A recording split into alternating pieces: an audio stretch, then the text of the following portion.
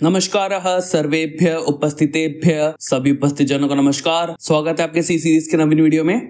इस वीडियो में देखिए हम लोग मैलॉक जो कि हम लोग डायनामिकली मेमोरी लोकेशन करने के लिए यूज करते हैं सी में। इसके प्रीवियस वीडियो में हम लोग ने देखा कि dynamic memory location, static memory location क्या होता है, उनके बीच में अंतर क्या होता है। तो वो वीडियो और वैसी अन्य वीडियो आपको देखनी है तो उस प्लेलिस्ट का लिंक डिस्क्रिप्शन में है, ऊपर आई बटन में भी दृश्यमान होगा। तो बिना किसी विलंब के malloc dynamic memory location in C प्रारंभ करते हैं। ओके, जो स्क्रीन के सामने अभी आपको नोट्स दिख रहे हैं इसको कृपया देखिए। आज का टॉपिक हम लोग का क्या है? मैलॉक डायनामिक मेमोरी लोकेशन में।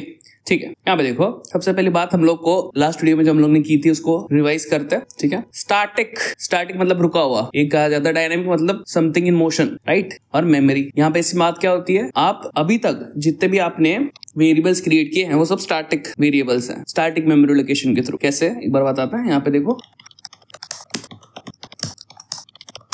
यहाँ पे इंट n लिखूं मैं तो ये इंट n क्या है? एक वेरिएबल है। अब इसका कितना साइज होता है? 4 बाइट्स। एक इंट का 4 बाइट्स। ऐसे अगर मैंने दो वेरिएबल बना दिया, लेट्स से i और एक n और एक i, तो यहाँ पे दो वेरिएबल्स मेरे कुल मिला के प्रोग्राम में बन रहे हैं। टोटल 8 बाइट्स हो रहे हैं क्योंकि दोनों इंटीजर के हैं। एक इंटीजर 4 बाइट का, दो इंटीजर 8 बाइट के। तो यहाँ पे मेरा जो मेमोरी लोकेशन है वो फिक्स्ड है, at the time of compilation है, मतलब कंपाइल होने के समय ही डिसाइड हो जाएगा कितना मेमोरी लोकेट होना है। ठीक है, और फिर रन टाइम में चेंज नहीं होगा। इसको हम लोग क्या बोलते हैं? Static memory location. यही हम लोग करते आए हैं। यहाँ पे स्टैटिक क्या है? Static memory is fixed at compile time, example int I, and cannot change at run time.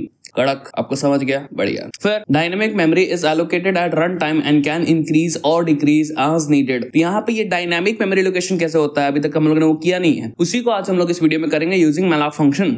ठीक है, मैलॉक फंक्शन को यूज करते हुए हम लोग डायनामिकली मतलब रन टाइम पे मेमोरी को एलोकेट करेंगे, उसको यूज करेंगे। हो सकता है फिर इंक्रीज और डिक्रीज भी कर ले हम लोग, तो वो चीज हम लोग करेंगे। Static memory uses stack, dynamic memory uses heap. तो इसको मैंने लास्ट वीडियो में बताया था आपको, वो डायग्राम से, वो डायग्राम एक बार दिखा देता हूं आपको। यहाँ पे स्टैटिक मेमोरी लोकेशन और डायनामिक मेमोरी लोकेशन यहाँ पे किस तरीके से होता है। ऑलराइट, अभी ये सही है।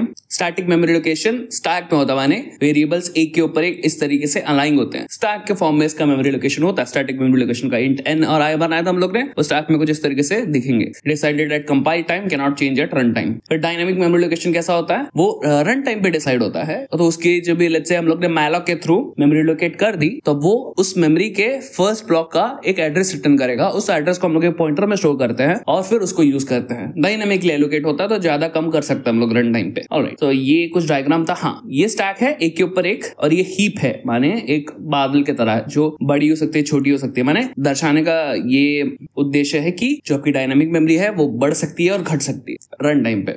वाई डायनामिक मेमोरी क्यों यूज करते हैं हम लोग डायनामिक मेमोरी को? जब use when required memory size is not known during compile time, मतलब कंपाइल टाइम पे आपका डिसाइडेड नहीं है कि कितनी मेमोरी लोकेट करनी है, ज्यादा कम हो सकती है, पता नहीं। मेमोरी अमाउंट कैन ग्रो और श्रिंक ड्यूरिंग रन टाइम, माने पहले तो आपको पता नहीं कितनी मेमोरी लोकेट करनी है, फिर मेमोरी लोकेट कर दी लेट्स से आपने रन टाइम पे, तो ज्यादा कम करनी है तो ज्यादा कम भी कर सकते हैं, और रन टाइम पे ही डिसाइड करना है, अभी तक इनिशियली डिसाइडेड नहीं होता कंपाइल टाइम पे, तो आप उसको डायनामिक मेमोरी बोलते हैं। इसके लिए हम लोग यूज करते हैं फंक्शन जो यूज होता है डायनामिक मेमोरी लोकेशन में। वो कौन से हैं? मैलॉक है, कैलॉक है, रीएलॉक है, फ्री है। मेमोरी से हम लोग मेमोरी को एलोकेट करते हैं। कैलॉक भी मेमोरी एलोकेट करता है, बस थोड़ा सिंटैक्टिकल और बाकी कुछ एक थोड़ा बड़ा अंतर होता है इनिशियलाइजेशन में, जो कि 0 के साथ होता है, उसको भी हम लोग देखेंगे अभी के लिए। मैलॉक और रीएलॉक से वापस सब रीएलोकेशन कर सकते हैं, मेमोरी को बढ़ा घटा सकते हैं, और फ्री से जो भी मेमोरी एलोकेट हुई उसको फ्री कर देते हैं, वो आवश्यक होता है। ठीक है, ये वाला पॉइंट है। तो इसमें से हम लोग आज मैलॉक देखने वाले हैं। ये किस में होता है? stdlib.h में। जैसे stdio.h होता है वैसे stdlib.h होता है। इसमें मैलॉक का फंक्शन को मिलेगा, हम लोग उसको यूज करेंगे। About malloc stands for memory allocation.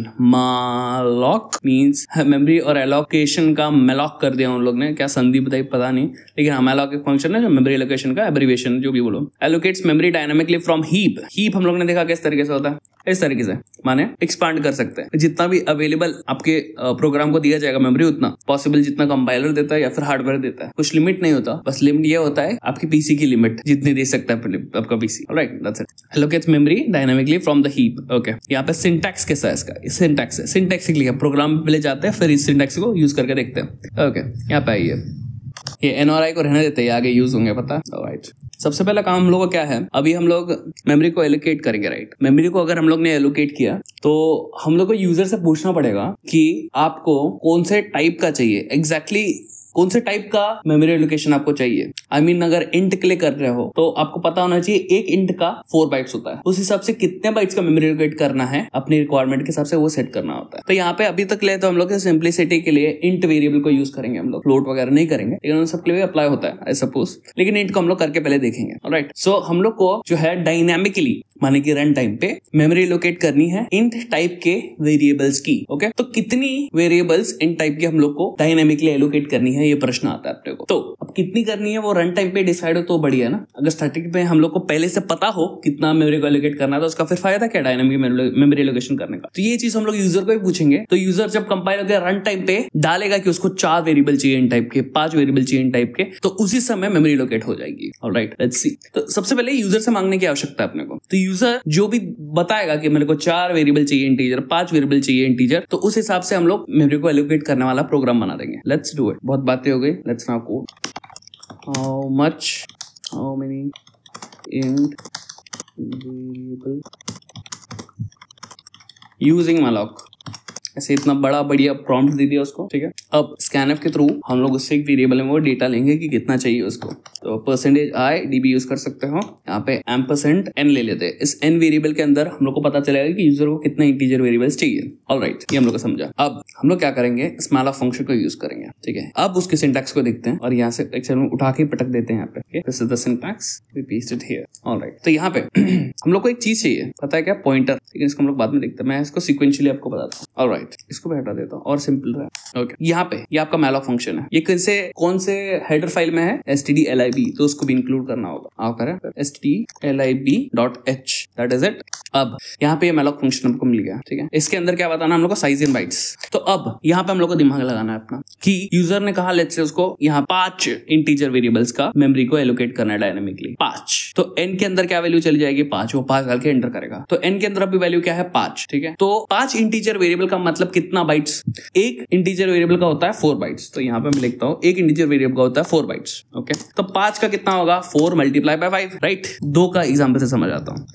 एक इंटीजर का 4 बाइट्स होता है, 2 इंटीजर का कितना होगा, 8 बाइट्स। तो हम लोग क्या करते हैं, 2 से मल्टीप्लाई करते हैं। ठीक है, तो अगर 2 इंटीजर चाहिए होगा तो 2 को हम लोग मल्टीप्लाई करेंगे कितना, 4 से। ठीक है, 4 बाइट्स। ओके, 4 बाइट्स ऐसे कितने हम लोग को चाहिए, 2, तो इधर 2 आ गया। तो आपको समझ आ रहा है किस तरीके से। तो यहाँ पे यूजर को अगर 6 चाहिए तो हम लोग को 4 बाइट्स के 6 ऐसे मेमोरी को एलोकेट करना होगा। इसका मतलब 6 4 24 बाइट्स हम लोग को चाहिए रहेंगे अगर 6 वेरिएबल्स चाहिए तो यहाँ पे यूजर को जितने भी वेरिएबल्स चाहिए, हर एक प्रत्येक वेरिएबल के लिए 4 बाइट्स हम लोग को चाहिए। तो जितना भी यूजर ने बोला है वेरिएबल बनाने को, मल्टीप्लाई बाय 4। तो ये हम लोग को जो है जितना इंटीजर के लिए मेमोरी एलोकेट करनी है, जितने वेरिएबल्स के लिए, यहाँ पे हम लोग का कैलकुलेशन हम लोग को मिल जाएगा। ठीक है, यूजर ने डाला 4, तो 4 4 जा 16 मेमोरी इन बाइट्स एलोकेट हो जाएगी। ऑलराइट, इसको अगर और सिस्टमैटिकली करना है तो ये 4 मैजिक नंबर लगता है। राइट, मैजिक नंबर मतलब ऐसे ही आपने कोड में डाल दिया, हार्ड कोड कर दिया, तो ये मैजिक नंबर लगता है। हम लोग को मैजिक नंबर से काम नहीं करना चाहिए, कभी भी कैलकुलेटेड वैल्यू से हम लोग को काम कराना चाहिए। तो यहाँ पे हम लोग को क्या करना है ना, एक साइज ऑफ ऑपरेटर होता है, इसको यूज करते हैं हम लोग। साइज ऑफ कितना, इंट लिख दो, चलता है। ठीक है, तो साइज ऑफ इंट कितना होता है, 4। ऐसे कितने वेरिएबल चाहिए, यूजर डालेगा वो, तो हम लोग का मल्टीप्लीकेशन मिल जाएगा। बी यूजर डालता है अगर 4, तो साइज ऑफ इंट कितना हो जाएगा, 4 मल्टीप्लाई बाय 4, 16 बाइट्स एलोकेट हो जाएंगे। यूजर डालता है अगर 2 multiply by 4, size of int 4 होता है, 4 4 8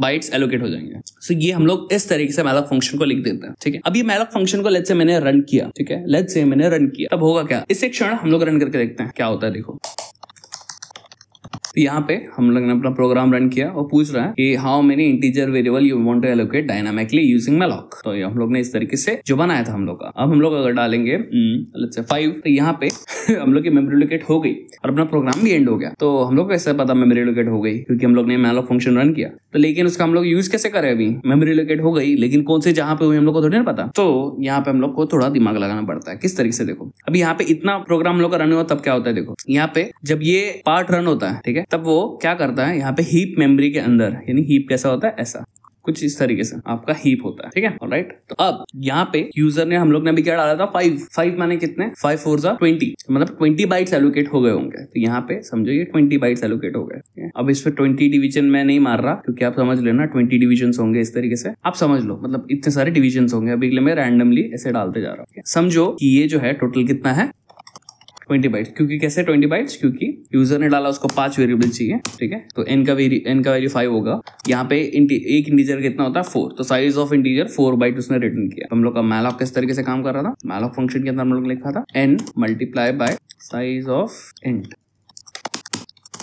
कुछ इस तरीके से, ठीक है। तो 5 4 20 बाइट्स जो है एलोकेट हो गए अपने। लेकिन ये अभी किस जगह पे हुए हम लोग को पता नहीं ना, लोकेशन इसके नहीं पता, हम लोग को इसका एड्रेस नहीं पता, तो हम लोग इसको यूज कैसे करेंगे। तो एक्चुअल में यहाँ पे जब आप इस मैलॉक फंक्शन को कॉल करते हो ना, तो इसके अंदर जितने भी बाइट्स डालोगे वो उतनी मेमोरी को एलोकेट कर देगा, और उस एलोकेटेड मेमोरी का जो पहला ब्लॉक है, जो ये पहला ब्लॉक है, इसके एड्रेस को वो रिटर्न करता है, इसके एड्रेस को वो रिटर्न करता है, इसके एड्रेस को रिटर्न करता है। फिर माने ये मैलॉक फंक्शन जिससे कॉल हुआ, इसने इतनी मेमोरी को एलोकेट कर दिया और इसका जो पहला ब्लॉक है उसके एड्रेस को उसने रिटर्न किया। लेकिन रिटर्न किया तो हम लोग का ये इज इक्वल टू करके किधर जा थोड़ी ना रहा है। तो यहाँ पे हम लोग को क्या करना पड़ेगा, हम लोग को एक पॉइंटर वेरिएबल बनाना पड़ेगा। माने इसके ऊपर एक पॉइंटर वेरिएबल बनेगा, कुछ हम लोग इंट टाइप का ही होगा ऑब्वियसली, क्योंकि इंट का हम लोग को स्टोर करने का है, डायनेमिकली एलोकेटेड वेरिएबल का वैल्यूज जो भी है। तो हम लोग एक इंट TR लिख सकते हो, इंट P भी लिख सकते हो, फर्क नहीं पड़ता। इज इक्वल टू यहाँ पे इतना ही हम लोग को लिख देंगे, कोई इशू नहीं है, सॉर्टेड है। तो इस तरीके से हम लोग ने समझो एक वेरिएबल पॉइंटर वेरिएबल बना लिया। ऑलराइट, अब हम लोग क्या करेंगे, यहाँ पे लिखेंगे P इज इक्वल टू ये मैलॉक, ठीक है। तो अब होगा क्या कि यहाँ पे जैसे ये मैलॉक फंक्शन चलेगा, 20 बाइट्स एलोकेट हो जाएंगी और इसके पहला ब्लॉक को मैलॉक फंक्शन रिटर्न करेगा, उसको हम लोग ये पॉइंटर वेरिएबल P में डालेंगे। पॉइंटर वेरिएबल है क्यों, क्योंकि पॉइंटर वेरिएबल ही एड्रेस स्टोर करता है और मैलॉक क्या रिटर्न करता है, address of the dynamically allocated memory. तो यहाँ पे हम लोग को उसको अंदर P के अंदर डालना होगा इसको। तो यहाँ पे उस चीज को यहाँ पे करके दिखाता हूँ। यहाँ पे फिर मेरे को इस जगह पे ही लिख देता हूँ मैं इंट पॉइंटर P, जो कि डायनामिकली एलोकेटेड मेमोरी के पहले ब्लॉक का एड्रेस को स्टोर करेगा अपने अंदर। तो यहाँ पे लिख देंगे हम लोग P इज इक्वल टू ये। तो अब कैसा चलेगा आपका प्रोग्राम, यहाँ पे आपका प्रिंटफ चल गया, उसने यूजर से पूछ लिया, स्कैनफ से उसने बता दिया कितना उसका वैल्यू चाहिए। यहाँ पे ये जो है अपना मल्टीप्लिकेशन करके कितना टोटल बाइट्स चाहिए उतने पर्टिकुलर इंटीजर के लिए वो कैलकुलेट हो जाएगा। मैलॉक फंक्शन उतने मेमोरी को एलोकेट कर भी देगा और उसके पहले ब्लॉक का वैल्यू जो है वो रिटर्न करेगा, और इस बार उसको हम लोग स्टोर करेंगे किसमें, पॉइंटर वेरिएबल इंटीजर टाइप के P को, ठीक है। अब यहाँ पे हम लोग को एक चीज श्योर करनी पड़ती है, इंश्योर करनी पड़ती है P हम लोग का कौन सा टाइप का पॉइंटर है, इंटीजर टाइप का पॉइंटर है। तो यहाँ पे मैलॉक कुछ ऐसा देख के नहीं एलोकेट करता मेमोरी की वो इंटीजर टाइप का करेगा, किसी भी टाइप का करेगा, वो बस कर देता है। यहाँ पे ये तो सिर्फ हम लोग को 4 कैलकुलेशन के लिए, यहाँ पे 4 मल्टीप्लाई है जितना भी बाइट्स होगा वो। मैलॉक ये नहीं देखता कि वो इंटीजर के लिए कर रहा है या फ्लोट के लिए कर रहा है, वो बस एलोकेट कर देगा जितना भी बाइट्स उसको बोलोगे। तो यहाँ पे हम लोग को अपने सेफ्टी के लिए यहाँ पे क्या करना पड़ता है, यहाँ पे हम लोग पॉइंटर इंटीजर पॉइंटर कुछ इस तरीके से हम लोग को जो है टाइप कास्टिंग करनी पड़ती है, ठीक है। अब मैंने देखा है, जहां तक मैं चैट जीपीटी और वगैरह बहुत ऑनलाइन जगह पे देखा कि इस चीज की आवश्यकता नहीं है, इस चीज की आवश्यकता नहीं है, आपको इस चीज की आवश्यकता नहीं है सी में, ठीक है। ये एरर तो नहीं देगी लेकिन इसकी आवश्यकता नहीं है। और कभी कभी क्या हो सकता है, लेट्स से आपने ये डाला तो कभी कभी कुछ ऐसे वार्निंग्स होते हैं जो ये डालने से वो ओमिट कर देता है, ठीक है। तो सी में ये रिकमेंडेड नहीं होता है कि आप इस चीज को यूज करें, लेकिन आप कर सकते हो, वो आपकी श्योरिटी के हिसाब से चलेगा। मैं आपको इसको दिखाता हूँ सर्च करके। तो यहाँ पे आप देख सकते हो, in C programming you should not cast the return value of malloc, calloc और realloc. The correct way in C language is this, कि आप सीधा मैलॉक लिखो, टेंशन मत लो, ठीक है। लेट्स से अगर आप ऐसा लिखते हो तो कुछ प्रॉब्लम नहीं होगा, बट ऐसा करने से कुछ इंपॉर्टेंट कंपाइलर एरर्स है वो आपको नहीं दिखाएगा। जब ऐसा होगा तब हो सकता है आपके प्रोग्राम में कुछ प्रॉब्लम आ जाए, है ना। तो इसके लिए कास्टिंग, लेकिन ये कास्टिंग कभी रिक्वायर्ड होती है जब आप C++ में इसको यूज करते हो। C++ में लेट्स से आपको मैलॉक, कैलॉक, रीअलॉक के थ्रू डायनेमिकली मेमोरी को एलोकेट करना है, तब आप यहाँ पे ये चीज यूज करना कंपलसरी होता है, इसके बिना वो एरर देता है, ठीक है। ये चीज C++ में इंपॉर्टेंट है करने की। लेकिन यहाँ पे कैच है कि अगर C++ में आप डायनेमिकली मेमोरी को एलोकेट कर रहे हो तो आप ऐसे एलोकेट नहीं करोगे, ये फॉल्स कहा जाएगा, ऐसा आप एलोकेट नहीं करते। आप इसके लिए जो है न्यू ऑपरेटर का यूज करते हो, न्यू ऑपरेटर से आप डायनेमिकली मेमोरी एलोकेट करते हो C++ में। तो ये चीज को तो आप यूज ही नहीं करते C++ में मेमोरी को एलोकेट करने के लिए। तो पॉइंट ऑफ द चीज इज कि सी प्रोग्राम में ये जो है ना हम लोग का टाइप कास्टिंग, इसकी रिक्वायरमेंट नहीं है। मैं ये क्यों बता रहा हूँ, मैं इसके लिए बता रहा हूँ क्योंकि मेरे जो बुक्स में पढ़ता था पहले, जब भी मैं प्रोग्रामिंग सीख रहा था, उसमें हर जगह उन लोगों ने किया था ये टाइप कास्टिंग, दैट्स व्हाई। तो लेकिन मैंने जब सर्च किया तो इसमें बोल रहा है कुछ और ही केस है, रिकमेंडेड है कि आप ना यूज करें, फाइन, आपको समझ गया। तो यहाँ पे हम लोग का मैलॉक जो है जितनी भी बाइट्स यहाँ पे कैलकुलेट होंगे उतने बाइट्स को मेमोरी एलोकेट करेगा, उनके पहले ब्लॉक के एड्रेस को रिटर्न करेगा, उसको हम लोग यहाँ में P पॉइंटर वेरिएबल में स्टोर कर देंगे। इंटीजर टाइप का है तो हम लोग भी इंटीजर के रूप में उतने सारे एलोकेटेड मेमोरीज को यूज कर सकते हैं। ऑलराइट, तो ये हम लोग का समझा। तो यहाँ पे हम लोग के डायग्राम में थोड़ा चेंजेस लाना होगा। इसको हम लोग किस तरीके से दर्शा देंगे, कुछ इस तरीके से देखो। कुछ इस तरीके से अब ये होगा अपना, ठीक है। यहाँ पे थोड़ा डिटेलिंग कर देता हूँ मैं, क्योंकि मेरे को इंटरेस्ट आता है सब करना, कर देते हैं, आपको भी अच्छा दिखेगा। ओके, बहुत कष्ट के बाद यहाँ पे पूरे 20 डिविजन्स बन गए, यानी 20 बाइट एलोकेट हो जाएंगे। यहाँ पे पहले जो बाइट होगा, उसका पहला ब्लॉक होगा, उसका एड्रेस पी के अंदर चला जाएगा कुछ स्टेटमेंट के कारण। अब यहाँ पे हम लोग का इंटीजर 4 बाइट्स का होता है, तो यहाँ पे कितने वेरिएबल्स क्रिएट होंगे देखो, कुछ इस तरीके से यहाँ पे 5 ब्लॉक्स बन गए 4 बाइट्स के, जैसा आप देख सकते हैं। अब यहाँ पे जैसा कि आप लोग देखेंगे, देख सकते हैं हम लोग ये पॉइंटर को यूज करके ये जो डायनेमिकली एलोकेटेड मेमोरी है इसको यूज कर सकते हैं। अब ये आपको कहीं ना कहीं एक एरे की तरह लग रहा होगा, और आपने एरे जानते हो तो यहाँ पे एरे की तरह ही काम करेगा, ठीक है। तो अब P एक एरे की तरह काम करेगा, और हम लोग ने देखा एरे आफ्टर ऑल एक पॉइंटर की तरह डीके हो जाता है। पॉइंटर नहीं होता है एरे, लेकिन पॉइंटर की तरह डीके हो जाता है। यहाँ पे ऐसा ही हो रहा है, यहाँ पे इस पॉइंटर के साथ ये पॉइंटर अभी हम लोग के एरे की तरह एक्ट करेगा, हम लोग के लिए मतलब क्योंकि मैलॉक ने उस तरीके से मेमोरी क्रिएट की है, तो अभी हम लोग P को एज एन एरे यूज कर सकते हैं, ठीक है। तो करते हैं, प्रोग्राम में करते हैं ऑब्वियसली। तो अब जब हम लोग ने मेमोरी लोकेट कर दी यहाँ पे, लेकिन सबसे पहली चीज चेक करनी है, मैलॉक हर समय आपका मेमोरी लोकेट नहीं करेगा। माने जब आपने ऐसा कुछ समझो बोला कि बहुत ही हाई लिमिट, मतलब बहुत सारे बाइट्स बोल दिए उसको एलोकेट करने के लिए, उतने बाइट्स एलोकेट नहीं करना पॉसिबल है आपके पीसी पे, तो वो क्या करेगा, मेमोरी को एलोकेट नहीं करेगा। कभी कभी ऐसी कंडीशंस होती है जब भी आपका ना जो साइज है, माने आपने बोला 1 करोड़ बाइट चाहिए मेरे को एलोकेट करके, उतना बाइट पीसी में है ही नहीं, या फिर वो कंपाइलर अलाउ ही नहीं कर सकता। इस कारण से क्या होगा, वो आपको उतनी मेमोरीज को रिटर्न करेगा ही नहीं, इनफैक्ट मेमोरी को एलोकेट करेगा ही नहीं, ऐसा भी होता है। तो सक्सेसफुली मेमोरी एलोकेट हुई है कि नहीं हुई, हम लोग को पता होना चाहिए, क्योंकि अगर सक्सेसफुली मेमोरी एलोकेट नहीं हुई है तो आगे बढ़ के फायदा नहीं, हम लोग अपने साथ गेम कर रहे हैं और कुछ नहीं।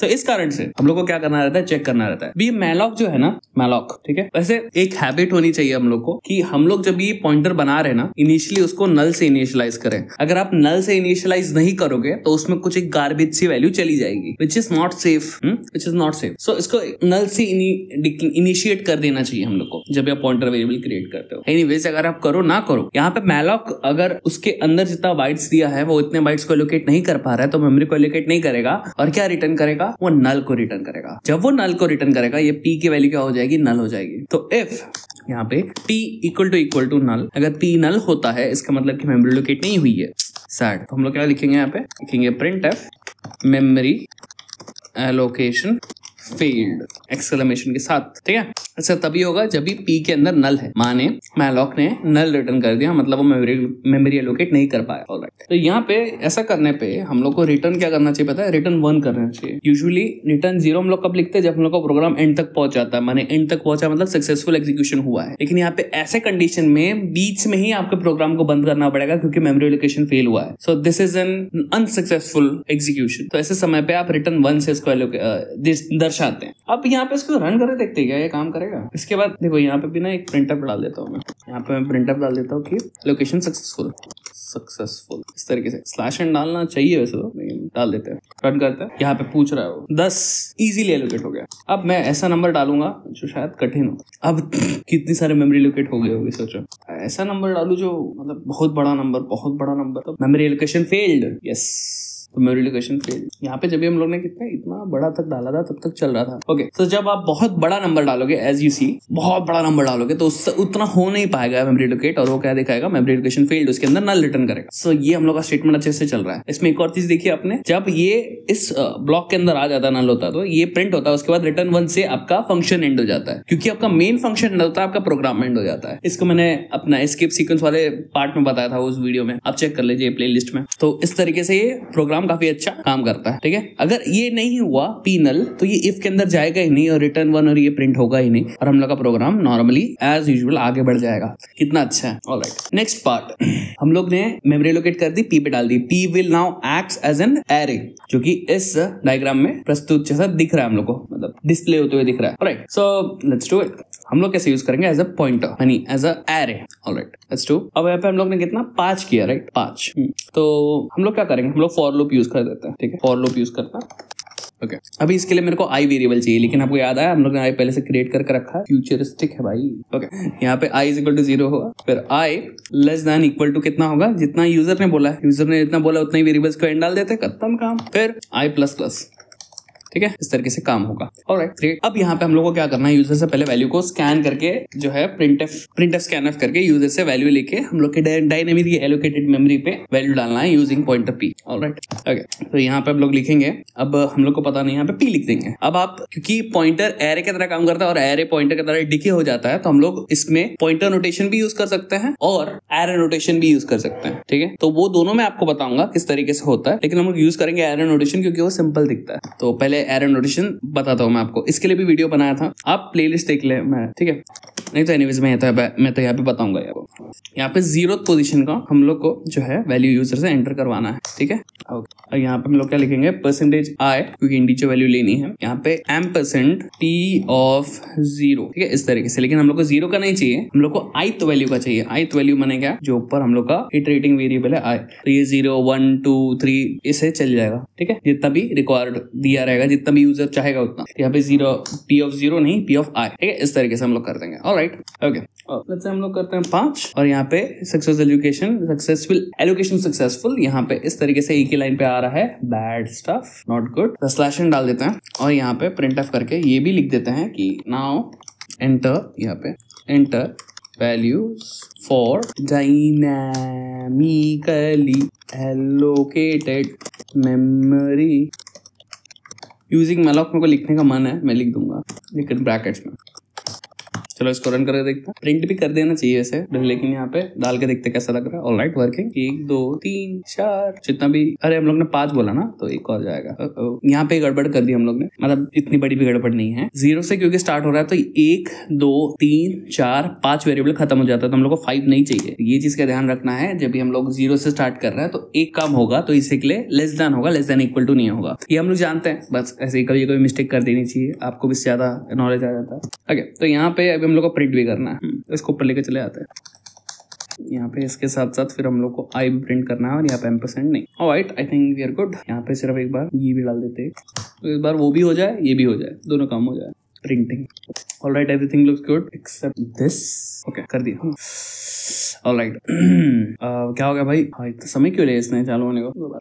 5 allocation successful, please enter the value for dynamically allocated memory. एकदम प्रोफेशनल। 10 20 30 40 50 5 वेरिएबल्स आ गए और ये प्रिंट भी हो रहे हैं। और यहाँ पे स्लैश एन डालना मैंने भूल गया, लेकिन आप देख सकते हो वैल्यू आई है सही से, कोई इशू नहीं है। तो यहाँ पे आपका जो है डायनेमिकली एलोकेटेड मेमोरी सही से काम कर रहा है। अब इसमें आप चेंजेस भी कर सकते हो। यहाँ पे अपने ध्यान दिया, यहाँ पे मतलब ध्यान ऑब्वियसली दिया है, लेकिन यहाँ पे देखो कोई भी हम लोग ने इधर स्टैटिकली मेमोरी को एलोकेट नहीं किया। रन टाइम में सब मेमोरी एलोकेट हुई और रन टाइम में हम लोग उसको यूज कर रहे हैं। कितनी बढ़िया बात है। और उसको हम लोग चेंज भी कर सकते हैं। ठीक है, इनिशियली यहाँ पे अगर हम लोग जैसे मैं 3 करता हूँ तो मैं 3 वैल्यूज डाल सकता हूँ। अब आगे जाके मैं इसको चेंज भी कर सकता हूँ यूजिंग फंक्शन रीअलॉक फंक्शन है, उसको यूज करके इसको हम लोग 3 से 4 कर सकते हैं, 4 से 5 कर सकते हैं, 5 से 1 2 भी कर सकते हैं।